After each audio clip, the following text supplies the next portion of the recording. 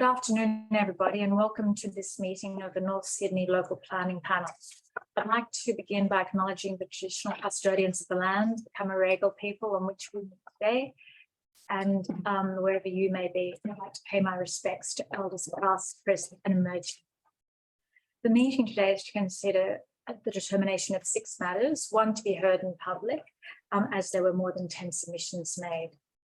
The panel members for today are myself, Helen Lockwood as chair, Dan Morell, Ian Pickles as expert members, and Virginia Waller, our community representative. Does anyone have a declaration of interest to make at this time? No conflicts of interest for me. No conflict of interest. And I don't either. Thank you. The panel has been provided with an assessment report prepared by council staff, and we've been briefed on the panel on the applications raisers, and we've also read your submissions as well as the ones which have arrived just yesterday as well. So there's no need to repeat these. So I request that you focus on the issues that need to be covered, and if another speaker has raised a point that you'd like to make again, please confirm your agreement rather than repeating the same point. The meeting is being held by public teleconference, and I'm requesting as panel chair that we all consider it and respectful of each other and remain on mute while others are speaking. I also request that you do not object or speak over other people. We have a few people registered to speak. So first of all, we hear from members of the public on each matter. Then we'll hear from the applicant who may like to address issues raised by the members of the public and the council report. And our usual practice is to give each speaker 5 minutes. And again, please don't reiterate points that have previously been made. We may ask questions of the speakers to clarify our understanding, and after the speakers in the panel have been heard, the panel will adjourn and confer on our determinations. So if you've registered to speak, I'd like you to note that your address will be recorded and the audio recording will be available on Council's website within 7 days from this meeting. There is to be no other recording or filming of this meeting. Thank you. And we'll now discuss the first item, which is 2 Sutherland Street, Cremorne. And I believe the first submitter to speak, registered to speak, is Peter Zedner. Is Peter with us today? Yeah, yes, I am. Right. So if you just take up to 5 minutes to make your submission heard. Okay, look, thank you very much. I've read the document and it appears to me that preliminary approval has already been given to the development, but it's subject to an awful lot of further reports regarding arboration and the traffic management. But what happens if nothing is done to cover those, and what's the response as far as to enforcing those reports to be made? I don't see anything in the report that I've read, yeah, concerned especially with the access and traffic around Grasmere Lane. And that's really concerning at this stage. And that's basically the main thing. Is there any community input after the start of work? And that's it from me. Do you want to respond to that? Okay. All right, well, thank you, Mr. Zedner. Now we might just move to the applicant's representatives.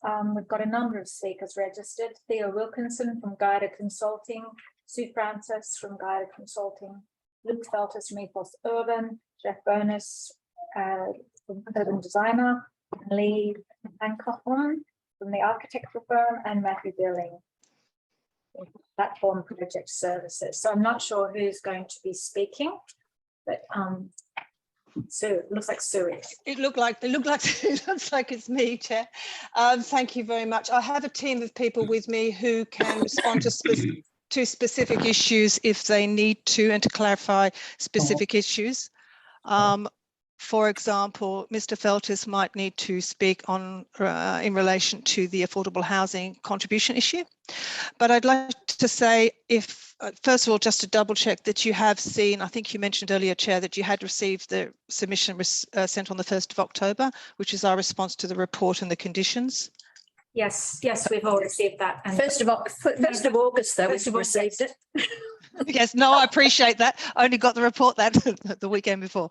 Okay, so and I'm happy to go through that so that I can make it clear. I don't want to repeat anything, but the reality is that we're happy with the recommendation, obviously, but there are a few questions, a few issues we have to address. But I'd just like to highlight that this is a particularly opportune site. We've managed to get a development that is less in height than the current building in terms of its maximum height.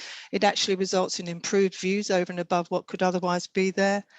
It satisfies the solar to adjoining dwellings, has 91% solar access to its own units and 100% cross ventilation. We don't see that very often.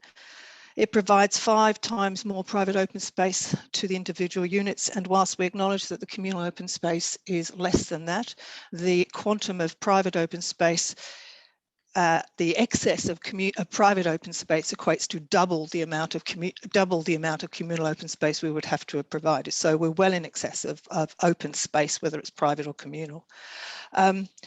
So what I'd probably like to do, unless the panel has any specific questions, is to go through my submission of the 1st of August, if that works for you, Chair. Yep. Perfect. So the first issues that I've raised in the letter is the issue, and this is the deletion of bedroom 2 of unit 1 rather than unit 2, which I assume needed to be clarified. The issue of whether it should be a deferred commencement is academic in as much as we're requesting the panel that this condition be deleted. What we're trying to say in this condition, in this case, is that this is a bedroom.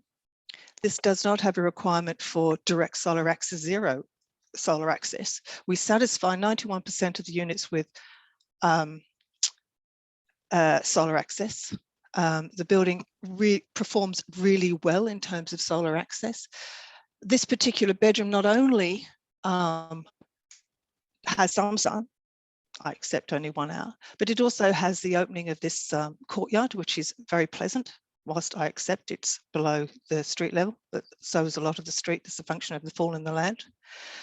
And the architect may wish to comment on some of the information that they have provided, but we think that the amenity to this room is quite acceptable and quite good relative to some of the other forms of bedrooms that we see with 0 solar access and no outlook. We actually have a really good, deep, landscaped courtyard to this room, which will provide great amenity. And one thing that I did identify that I forgot to mention was that prior to the report being prepared, the applicant did remove, and you'll see that from one of the plans, the lower ground floor plan, that the 3rd bedroom to this particular unit was removed and it's replaced with storage. It strikes me that it would be an improvement to bedroom 2 if bedroom 2 were actually enlarged southwards by, let's say, 1.5 meters. And I do have a sketch which I could ask the architects to forward to the Secretariat so that you could have it in front of you before you make any determination. That actually, to improve the amenity to this particular unit, we actually make it bigger by taking some of the space that we've now sacrificed to storage. So that's something I would actually like the architects to forward to the Secretariat so that you have that information before you. So that could be a condition of consent. And what I'm suggesting, it would be about a 1.5 meter extension of bedroom 2 into the now storage area, which is to the south of that particular bedroom. The other query that I had was the deferred commencement condition for the basement changes. we're happy to make those changes, but we don't think it needs to be a deferred commencement. It's a particularly clear and certain condition. It doesn't need to be deferred. I'd request that it be an operational condition. Thank you. The other issue relates to the contribution for affordable housing, and I think it's appropriate perhaps that Luke Feltis make some commentary to the panel in relation to their report that suggested an alternative quantum of beds that were going to be lost as a consequence of this application. So perhaps, Luke, you might want to make representation in relation to this particular point. Thank you, Luke. Thanks, Sue. Can everyone hear me? Yes. Yeah, thank you. Thanks, Sue, and thanks the panel for the opportunity to speak today. I suppose this is a fairly technical issue, and our response was prepared in relation to an RFI that was kind of received quite late in the piece. So the intent was really to open up a dialogue with council, but fully appreciate this all kind of came to a head as we were leading towards this determination meeting. So I'll do my best to highlight what some of the issues we see, and you know, I fully acknowledge council's response as well. You know, was received quite recently, so we do have a team of economics and social planners as well that have reviewed, and I suppose I'm bringing that all to a head here. But I suppose the specific issue we're looking at is in relation to part 3 of the affordable housing set. And as the council's supplementary report suggests, these are new provisions relating to the retention of low rental dwellings within the free market. Looking at it, you know, the SEP housing low rental dwelling definition we think is problematic, and it's a definition that the industry at large is really grappling with at the moment, and asking if the strict application of this definition is leading to outcomes that the SEP was designed for. So what I suppose our issue is that we've tried to, I suppose, open a dialogue with council is that part 3 essentially provides that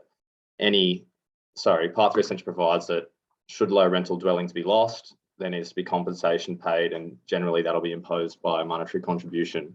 And that is a relatively new provision as embedded in the housing set.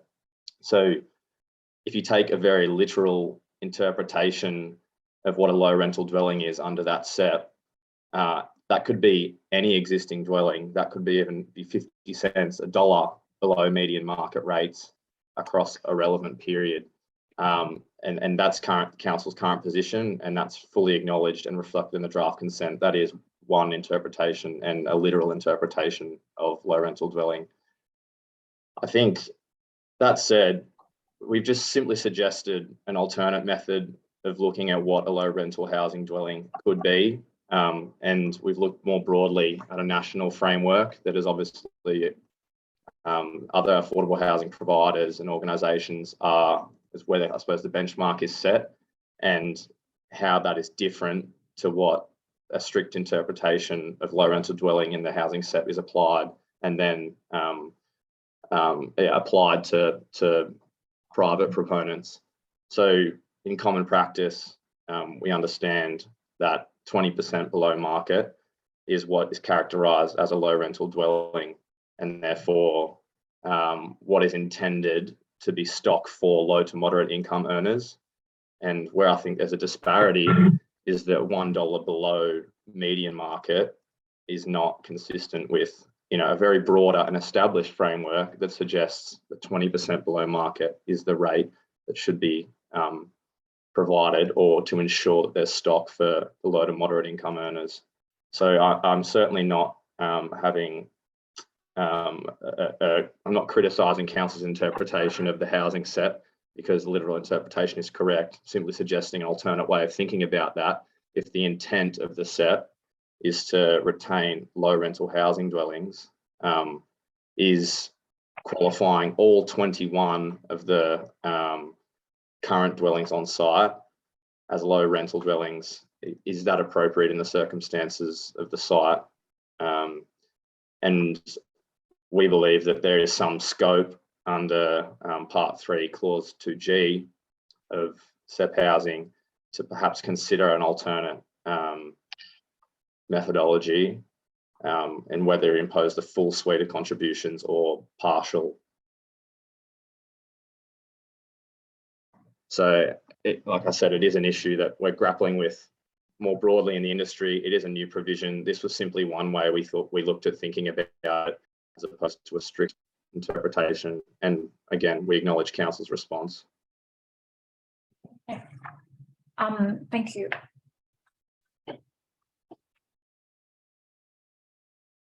Are you going to continue, Sue? I was just sending the Secretariat the plan that I was mentioning. Okay, so what I'd like to look at now are the conditions that we've suggested might have some slight variation. So in relation to condition AA1, that's a condition that is a deferred commencement condition that we have requested to be deleted in relation to unit 2 of, sorry, bedroom 2 of unit 1. Condition AA2, happy to do the amendments, but that it should be an operational condition, not a deferred commencement condition.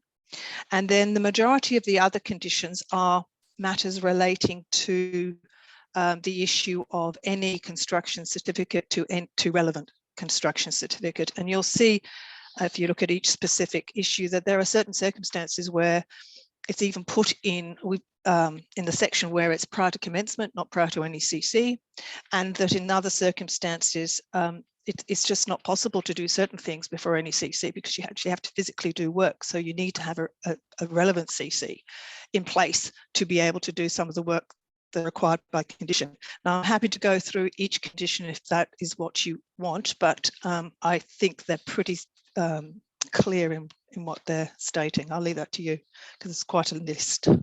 Yeah, I mean, I think you've got submitted quite a detailed report, so I think we can interpret that and understand. I'm happy not to go through it. I don't want to repeat it. There's a long list, that's all. Yeah, I mean, most of them are sort of procedural. Correct. So, yeah. If there's anything else more substantive that other than the most substantive condition relates to the second bedroom of unit 1. As I said, the other condition about the affordable rental housing is a matter that Luke has discussed with you, and the other issue relates to the garaging deferred commencement being an operational condition, but we're happy to make the changes as suggested. Yeah. Okay, thank you very much. Thank you. Is there anybody else speaking today? I'm happy. I don't know whether the applicant wishes to speak or the architects to clarify perhaps some of the issues, but that's a matter for them. Lee Honeycomb, architect, no further comments. Thank you. Okay.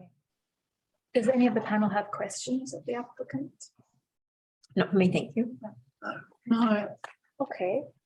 Well, I think then that is probably the end of this part of the meeting, and we'll go now to a closed session because the remaining agenda has less than the required number of submissions to be heard in public. So Thank you. Thank you, Chair. Thank you. On the comment of the submitter.